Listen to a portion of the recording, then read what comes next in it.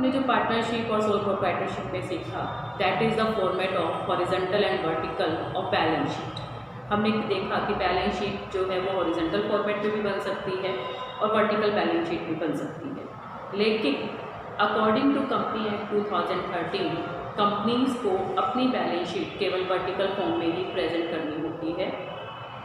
Company act के अंदर balance sheet बनाने का एक प्रॉपर फॉर्मेट दिया हुआ है और उसी फॉर्मेट के अंदर हमें अपनी बैलेंस शीट को प्रिपेयर करना है। पूरी बैलेंस शीट तैयार करना हम अपनी थर्ड बुक एनालिसिस वाली बुक में फर्स्ट चैप्टर के अंदर सीखेंगे। यहाँ केवल मैं आपको बता रही हूँ कि शेयर कैपिटल को बैलेंस शीट में कैसे प्रेजेंट करती है। बैलेंस शीट में बनाने से पहले कंपनी एक्ट के अंदर दिए गए हैं notes to accounts. These are most important. Notes to accounts जो हैं वो हमें बनाने होते हैं और उसी से हमें शेयर कैपिटल की अमाउंट को कैलकुलेट करना होता है और उसके बाद उस शेयर कैपिटल को हम बैलेंस शीट में प्रेजेंट करेंगे। बच्चे ये ध्यान रखना है कि नोट्स टू अकाउंट्स जो है वो बहुत ज़्यादा इम्पॉर्टेंट है और ये पूरी बैलेंस शीट और नोट्स टू अकाउंट जिस सीक्वेंस में आपको बताया जाएगा उसी सीक्वेंस में आपको प्रिपेयर करना है। तो सबसे पहले मैं नोट्स टू अकाउंट्स जो है वही आपको बनाना बता रही हूँ। पहले बैलेंस शीट, उसके नीचे नोट्स टू अकाउंट्स बनते हैं, लेकिन मैं आपको सिखा रही हूँ how to prepare notes to accounts. ठीक है, इसका एक फॉर्मेट जो आप बनाएंगे,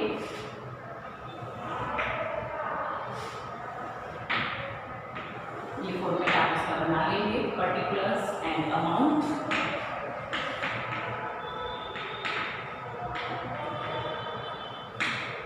नोट्स का भी पर्टिकुलर जो है वो आपको बिल्कुल सिस्टम से बनाना है। बिल्कुल एक सिस्टम आपका चलेगा जिसमें आप फर्स्ट वन निकालेंगे कैलकुलेशन ऑफ शेयर कैपिटल। कि शेयर कैपिटल की आप कैलकुलेशन कर रहे हैं टोटल, ठीक है, जिसमें सबसे पहले दिखाएंगे authorised capital. Authorised capital question number 2 from DK. Goyal. Question number 2 from DK. Goyal. ठीक है, तो ऑथराइज्ड कैपिटल, ऑथराइज्ड कैपिटल के अंदर आप बैलेंस शीट दिखाएंगे 1 lakh equity shares of ₹10 each. आपको क्वेश्चन में गिवन है कि बेटा 1 लाख शेयर हैं, 10 रुपये का एक शेयर है, that is called authorised, registered और नॉमिनल कैपिटल। इसे 3 नामों से जाना जाता है, authorised, registered and nominal capital. किसी भी नाम से आपके क्वेश्चन में आ सकता है। तो ऑथराइज्ड कैपिटल जिसे आप दिखाएंगे ये आपके हैं 1 lakh shares at the rate of ₹10 each. तो ये अमाउंट हो जाएगी आपकी 10 लाख। अब बेटा इसके नीचे आप 2 लाइन जो है वो प्रेजेंट कर देंगे, क्योंकि इस 2 लाइन को प्रेजेंट करने का मतलब है कि आपको इसे आगे फर्दर कैलकुलेट नहीं करना है, जस्ट इट्स फॉर शो। ये केवल शो करना है, आपको इसको दिखाना होता है, जिसे आप MOA में लिखते हैं, मेमोरेंडम ऑफ एसोसिएशन के अंदर कैपिटल क्लोज में लिखा जाता है ऑथराइज्ड कैपिटल। उसके बाद सेकेंड वन पार्ट है इशूड कैपिटल। देखिए बेटा इसको इसी सीक्वेंस में लिखना है, ये आपको ध्यान रखना है, मोस्ट इंपॉर्टेंट क्वेश्चन है ये। आपके एग्जाम्स में आता है, या तो इस चैप्टर से आएगा या थर्ड बुक जैसा मैंने आपको बताया उसके फर्स्ट लेसन में भी करेंगे, तो उसमें से ये क्वेश्चन आ सकता है। 3 to 4 मार्क्स में इस क्वेश्चन को जो है बोर्ड एग्जाम में दिया जाता है। इशूड कैपिटल, इशूड कैपिटल का मतलब है कि एक कंपनी ने पब्लिक को या अंडरराइटर्स को या प्रोमोटर्स को या अदर कंसिडरेशन, मशीनरी परचेज करने के लिए, एसेट्स परचेज करने के लिए हमने शेयर्स इशू किए। किसी भी फॉर्म में हमने यदि शेयर इशू किए हैं, those are called issued capital. तो यहाँ आपको दिया है the company issued 50,000 equity shares. Company ने जो है 50,000 इक्विटी शेयर्स इशू किए हैं पब्लिक को। आइदर द पब्लिक सब्सक्राइब और not subscribe, that's a different thing.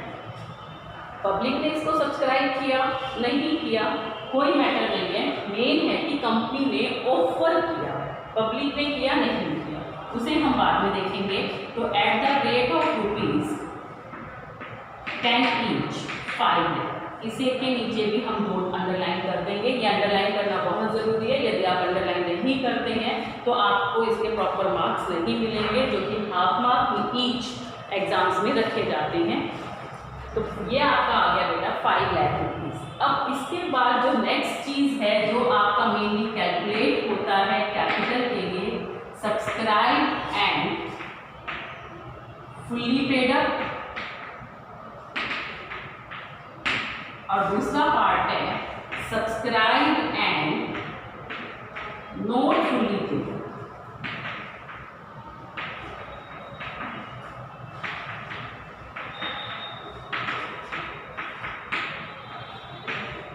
Subscribe and fully paid up, subscribe and not fully paid up. अब subscribe and fully paid up इसका मतलब समझिए क्या है। इस 50,000 शेयर्स में से कितने शेयर्स पब्लिक ने परचेज कर लिए और उस पर कितनी अमाउंट उन्होंने पेमेंट कर दी।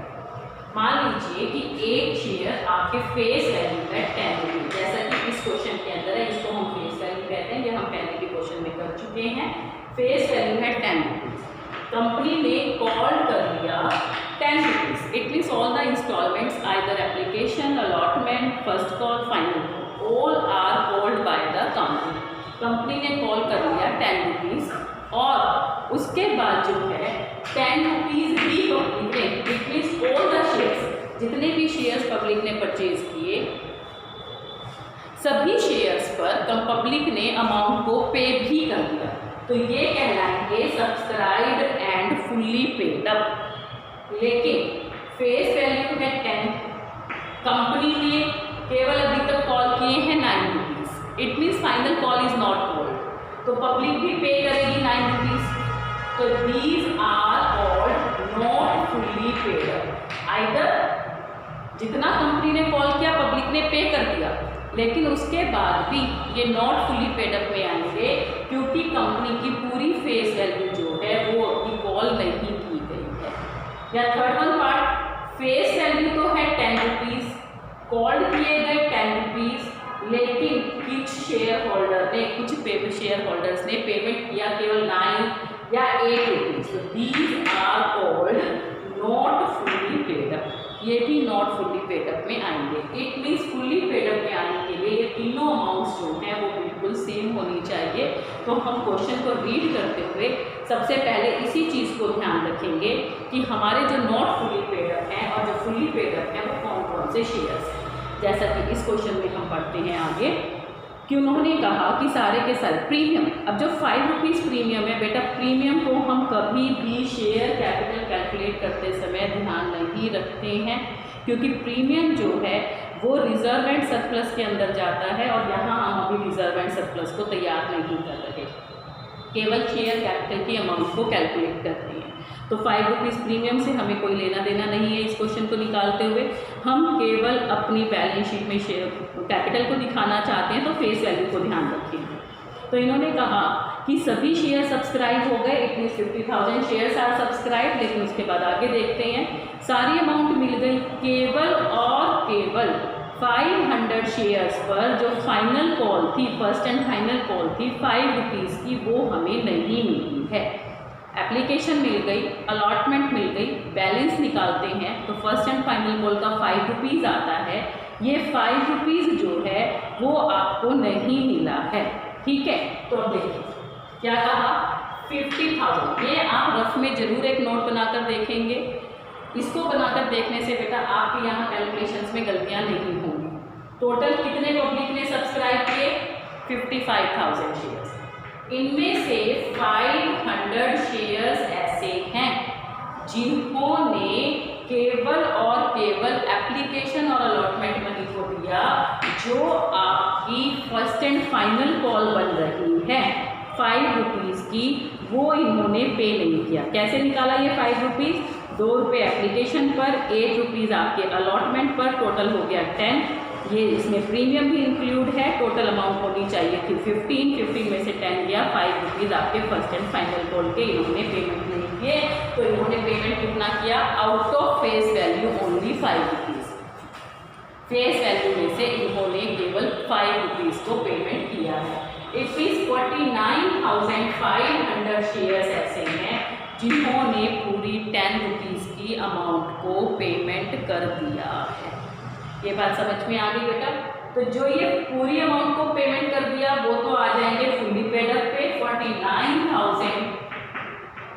500 shares at the rate of rupees 10 each 4,95,000। अब इसके नीचे आप लाइन नहीं खींचेंगे क्योंकि ये शेयर कैपिटल के एक्चुअल अमाउंट्स कैलकुलेट होने जा रहे हैं। ये अमाउंट्स आपकी यहाँ टोटल नहीं होगी, इसीलिए हमने इनके नीचे अंडरलाइन किया, लेकिन अब इसके नीचे अंडरलाइन आप नहीं करेंगे। और जो 500 शेयर्स हैं जिन पर आपने 5 रुपीज़ के हिसाब से रिसीव किया, लेकिन 5 रुपीज़ के हिसाब से एरियर है, अगर इन पर एरियर है तो ये आ जाएगा बेटा नॉट फुल्ली पेमेंट में। ठीक है, तो यहाँ आप दिखाएंगे 500 शेयर्स, इनको शो करने का तरीका देख लीजिए। At the rate of rupees 10 each 5,000 minus calls in arrear, इसको इसी तरीके से आपको प्रेजेंट करना पड़ेगा बेटा, एरियर को यहाँ माइनस करके दिखाना पड़ता है।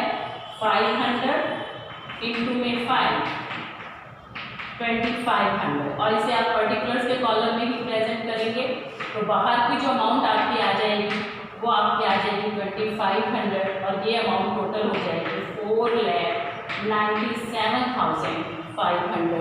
इट मीन्स आपकी जो शेयर कैपिटल की अमाउंट है वो शेयर कैपिटल की अमाउंट आपकी आ गई 4,97,500, जिसमें से 4,95,000 आपके फुल्ली सब्सक्राइब्ड हैं और 2500 जो है वो नॉट फुल्ली सब्सक्राइब। ये आपका तैयार हो गया पहला working note, calculation of share capital. अब इसे हम प्रेजेंट करेंगे बेटा बैलेंस शीट। अब देखो बैलेंस शीट कैसे बनानी है। बैलेंस शीट का फॉर्मेट भी बिल्कुल वर्टिकल फॉर्म में है, लेकिन यदि आपके एग्जाम में ये क्वेश्चन 4 मार्क्स का आता है तो 3 मार्क्स के आपके नोट टू अकाउंट्स होते हैं, और बैलेंस शीट की प्रेजेंटेशन जो है वो बेटा केवल 1 मार्क की होती है। ये आपको ध्यान रखना है कि जो बैलेंस शीट प्रेजेंटेशन है बेटा वो 1 मार्क की है, और ये आपका 3 मार्क्स का। अब बैलेंस शीट देखिए कैसे बनाएंगे। बैलेंस शीट एज एट 31 मार्च, जो आपको डेट दे रखी है वो डेट आप लिखेंगे। उसके बाद फिर वही पर्टिकुलर्स, यहाँ आप अमाउंट के 2 कॉलम्स तैयार करेंगे।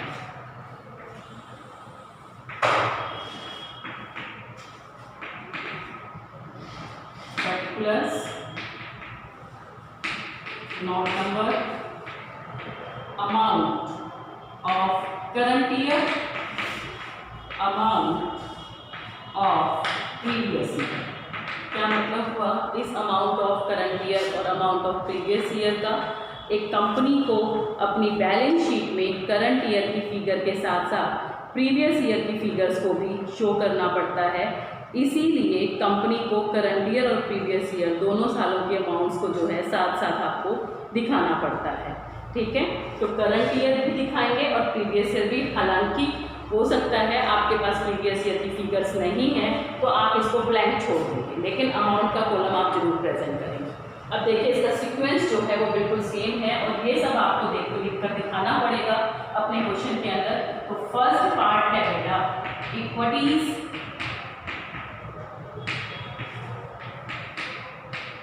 And liabilities. ये फर्स्ट पार्ट है, जैसे आपकी लायबिलिटी साइड होती थी ना, तो ये उसकी फर्स्ट टाइप है equities and liabilities. Equities and liabilities के अंदर फर्स्ट वन हेडिंग है आपकी share holders fund. Share holders fund इसका सब पार्ट है, इसे हम सब पार्ट कहते हैं, जो आपका आएगा शेयर कैपिटल। बहुत 3 ही लाइनों में है, बट आपको प्रेजेंट इसी तरीके से करना है। सबसे पहले लिखेंगे बैलेंस शीट एज एट, फिर ये फॉर्मेट इसी तरीके से बनाएंगे वर्टिकल फॉर्म में। वर्टिकल इसलिए कहते हैं कि इसकी एक ही साइड चलेगी, जैसा कि अब तक आप पार्टनरशिप में करते आए या सोल प्रोप्राइटरशिप में। लायबिलिटीज, अमाउंट, एसेट्स, अमाउंट, यहाँ ऐसा नहीं है। अमाउंट का करंट ईयर का केवल सिंगल कॉलम है, तो इसीलिए ये वर्टिकल है। तो शेयर कैपिटल, अब ये शेयर कैपिटल की अमाउंट वही आ जाएगी जो अमाउंट आपने अभी उसमें कैलकुलेट की थी 4 लाख। सिर्फ आपको इसके सामने इस अमाउंट को बस ऐसे शो करके छोड़ देना है। 4,97,500। आपको इससे ज़्यादा जो है इसको प्रेजेंट नहीं करना है, ना इसका कोई टोटल दिखाना है, कुछ भी नहीं दिखाना बेटा। ये जो है वो आपका हाफ से 1 मार्क का होता है, लेकिन ज़्यादा मार्क्स नोट्स टू अकाउंट्स के होते हैं। इसी प्रकार से आप इस बैलेंस शीट को प्रेजेंट करेंगे और जितने भी क्वेश्चंस आपने किए हैं आप उन सबको यहाँ शो करेंगे। क्लियर है बेटा? सब इसको अच्छे से कर लें और